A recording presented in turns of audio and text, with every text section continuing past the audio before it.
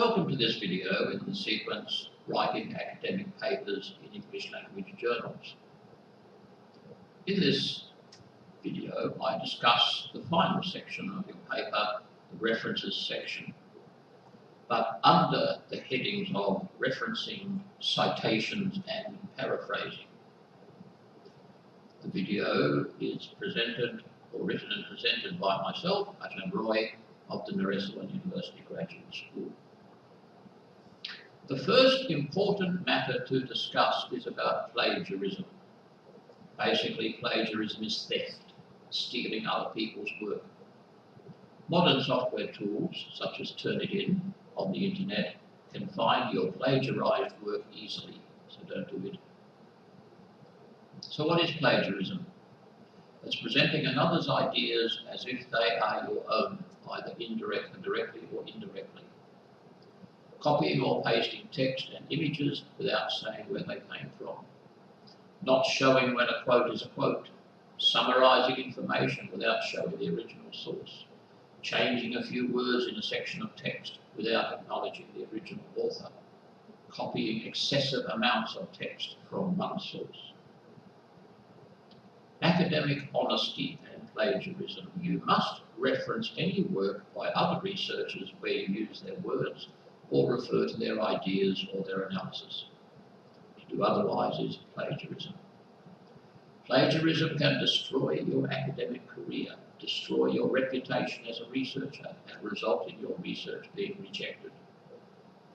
Even university presidents, or vice-chancellors in Australia, have been dismissed from their position because of plagiarism 10 years ago.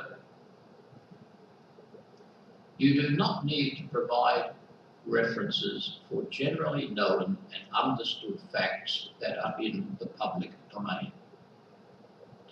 And there are limits on the amount of material you can quote from any given source. Self-referencing. You cannot refer to your own prior research as giving authoritative support for your research. You do not need to provide references for generally known and understood facts that are in the public domain, such as generally known historical facts. But if you are using an historical researcher's view, opinion, theories, or reconstruction of historical events, then you must correctly cite that source. And you should understand the difference between references and bibliography. References means books or articles, websites, blogs, etc., that you have taken text or information from and so must be acknowledged.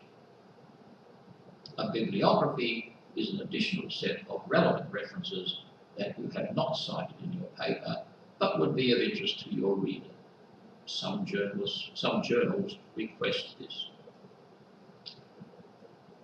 When we're talking about a bibliography, an annotated bibliography is a bibliography that includes a brief description of the contents of each publication included. Creating an annotated bibliography could be a publishable research work. For an annotated bibliography to be publishable, it must contain an authoritative and comprehensive list of relevant articles with insightful summaries of the contents. So why do we cite and reference? You need to highlight your use of other authors' ideas and words so that you give the original author credit for their ideas and work. To validate your arguments by citing authoritative leading publications. To enable the reader to follow up on the original work if they wish to. To enable the reader to see how outdated or how dated information might be. To prove to your readers and journal reviewers that you have read around the subject and you can now speak with some authority, and to avoid plagiarism. Every reference or citation in your document must have a reason for being there. You cannot list reference after reference after reference just to appear well read. For every reference you must ask yourself, is it relevant to my discussion? Why is it relevant? Does it have information that I can use to support my arguments? Do my results agree or disagree with the reference? Am I including the reference to just take up space? There are a number of different referencing systems. There is no universally adopted referencing system for academic writers. Most scholars and students employ one of the most popular systems currently in use in the UK and America, and these include the American Psychological Association, APA, the Harvard system, often called the author-date system, the Chicago system, or the IEEE style. The source of system is up to you, although publishers and journals usually specify exactly how authors should reference their work. This may be enforced very strictly, with precise prescriptions governing the use of footnotes and the format of citations. Other publishers have a more relaxed policy. Examples of referencing systems, here we look at the American Psychological Association. Ignore the particular text, but we see here, this is referencing a paper written by 3 authors. Here's referencing one author, and here's referencing perhaps the same 3 authors, but using et al. And the date. So there are a couple of ways of citing these particular references. And you see down here, we have Derwin, Rossiter and Munro. That is the way you include it in your references section. That is the way you cite it. And here, of course, is Thomas. Similarly, the Harvard system. Here looks very similar to the APA. Here is examples of the Harvard system. Again, you're making some statement coming from that particular reference, and that's how you cite it. And then according to, and down here, again, when you refer to somebody's work, cite it in somebody else's work, and this is the way you would show it in your references section. And for examples of the IEEE style, this is where the citations are put in square brackets. And you might say, the end of the line for my research, and 13 is the reference.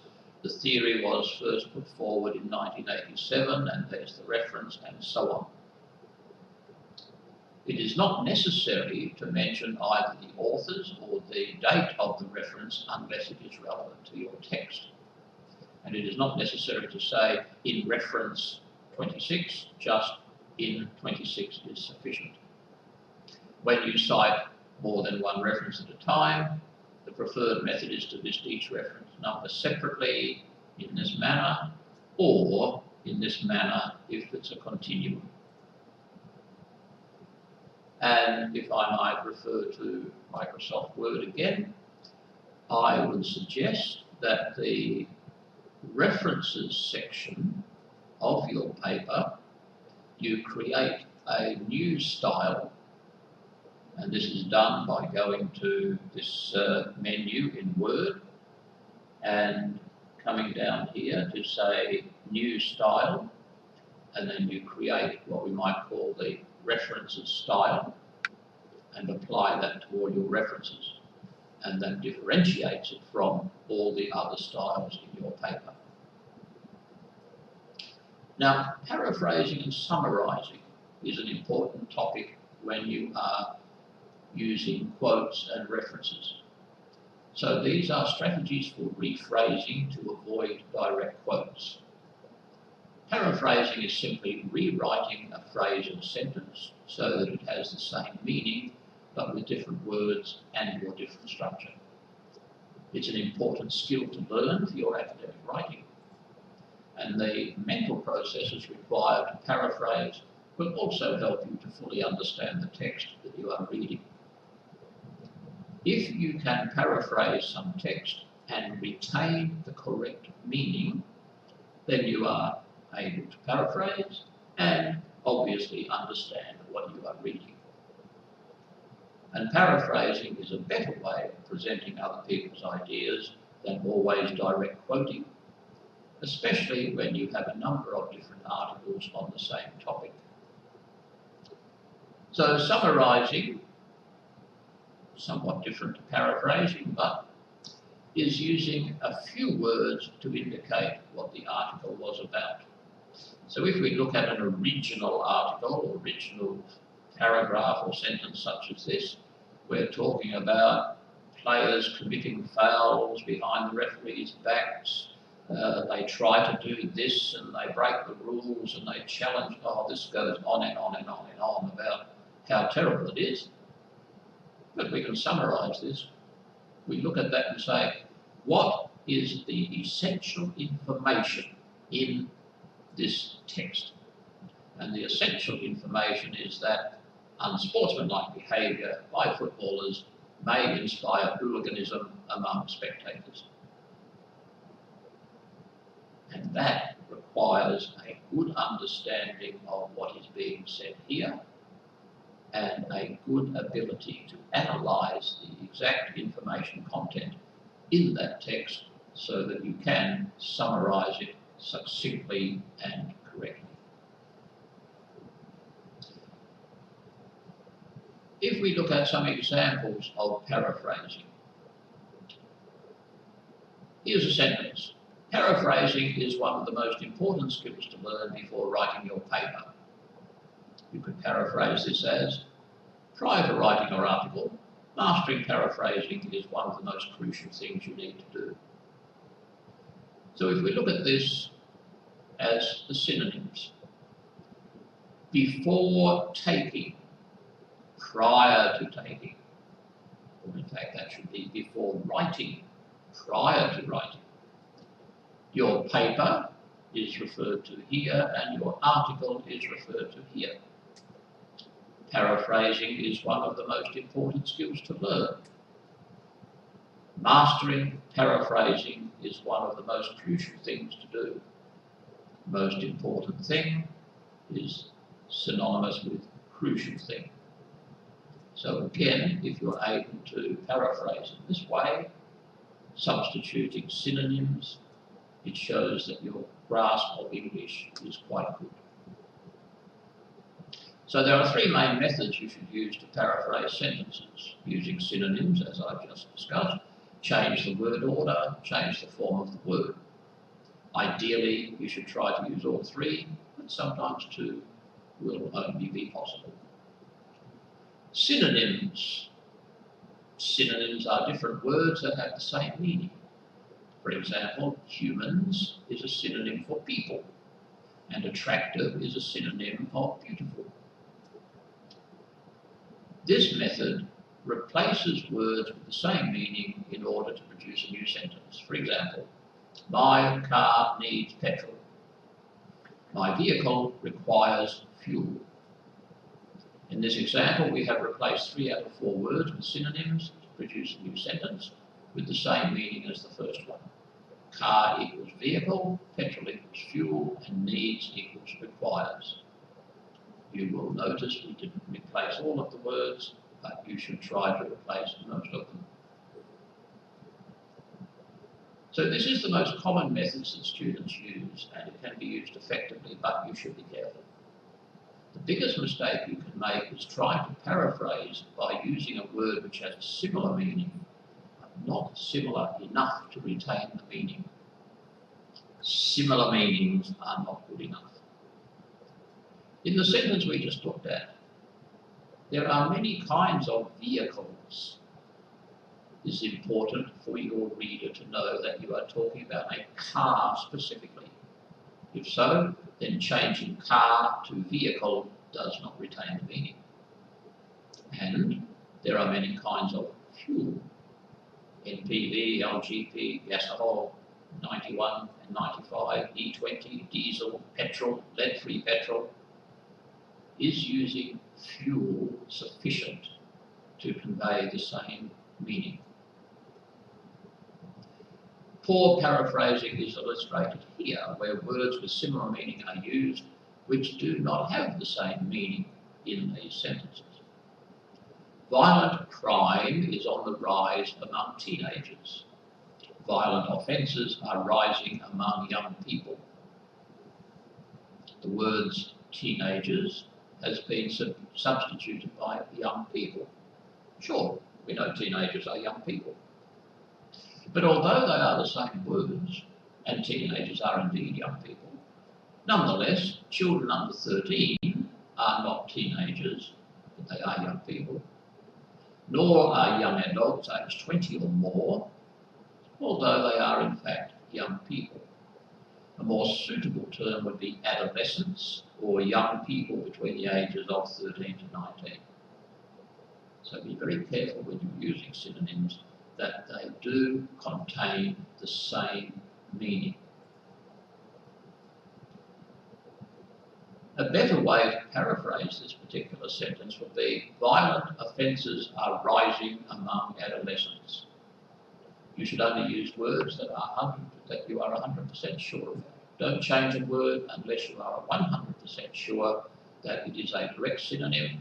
Otherwise, you are likely to make mistakes, and this will change the meaning of the sentence. Here's another good example. Global warming is mostly caused by emissions from internal combustion engines. Or, climate change is mainly caused by the release of exhaust fumes from motor vehicles.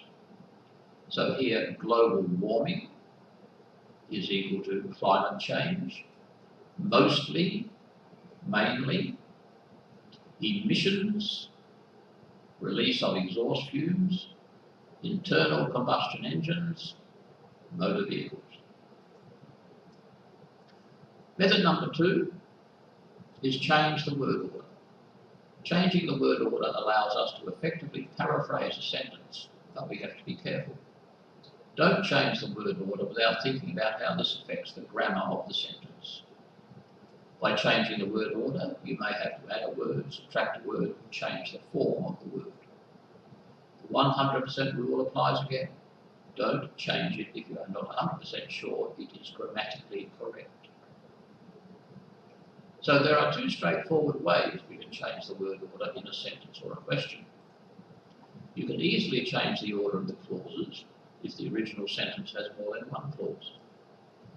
As languages such as Spanish, Chinese and English become more widely used, there is a fear that many minority languages may die out. Paraphrasing this by changing the word order, there is a fear that many minority languages may die out as languages such as Spanish, Chinese and English become more widely used. Paraphrased with changing the word order and synonyms, there is dismay. Dismay can be substituted for is a fear that, there is a fear that, there is dismay, that many lesser used languages, minority languages, lesser used languages, may pass away, may die out, as languages such as Chinese, English and Spanish become more broadly spoken. We can also add some synonyms to paraphrase it even more. You can also change the word order if there is an adjective or noun in the question. You do this by simply changing the adjective into a relative clause. Learning to manage money is one of the key aspects to adult life. Paraphrased using a relative clause, learning to manage money is one of the aspects to adult life. Method number 3, change the form of the word. There are many different forms of words, including nouns, verbs, adjectives and adverbs. Changing the form of a word allows us to paraphrase effectively. Again, don't just change the form of the word. You also need to check that your changes make grammatical sense. You might need to change the words around it to make the sentence error-free. Longer lifespans and improvements in the health of older people suggest that people over the age of 65 can continue to live full and active lives. Paraphrasing by changing the word form, longer lifespans and improvements in the health of older people are suggesting that people over the age of 65 can continue living full and active lives. Suggest are suggesting, continue living, continue to live. And method number 4 is to change from active to passive. Now this was briefly discussed in a previous video, but I'll reiterate it here. The passive voice is often used in academic writing, and so is also suitable for use in your referencing. Only verbs with an object can be turned into the passive. Example active sentence: the property developers invested 20 million in the development of the shopping centre. Passive sentence: 20 million was invested in the development of the shopping centre. Note how the passive voice is formed. The object of the sentence becomes the subject, and the verb to be is used as the verb of the sentence. Method number 4, change from active to passive. We often use the passive voice in academic writing when we don't want to say it is our opinion. For example, people say that global warming is caused by the burning of fossil fuels. Global warming is said to be caused by the burning of fossil fuels. You have a voice change, active to passive or passive to active. Most of you have already studied this grammar point and already understand what active voice and passive voice are. Here's a simplified version of what happens when you change a sentence from active voice to passive voice. The subject moves to the object position, becoming what is known as the agent. The verb to be, in some way, shape or form, meaning some tense, is used plus a past participle. The focus changes from who did it to what happened. So there it is. This is the last video in this sequence, and I thank you for viewing this video. You can download the PowerPoint slides for further study. There's another PowerPoint presentation that you should download and study, but will not be presented as a video. That file is a bibliography of papers and videos relevant to the topic of this video course. Good luck in writing your paper. Don't forget to come and have your paper edited for correct English expression and grammar. Thank you very much.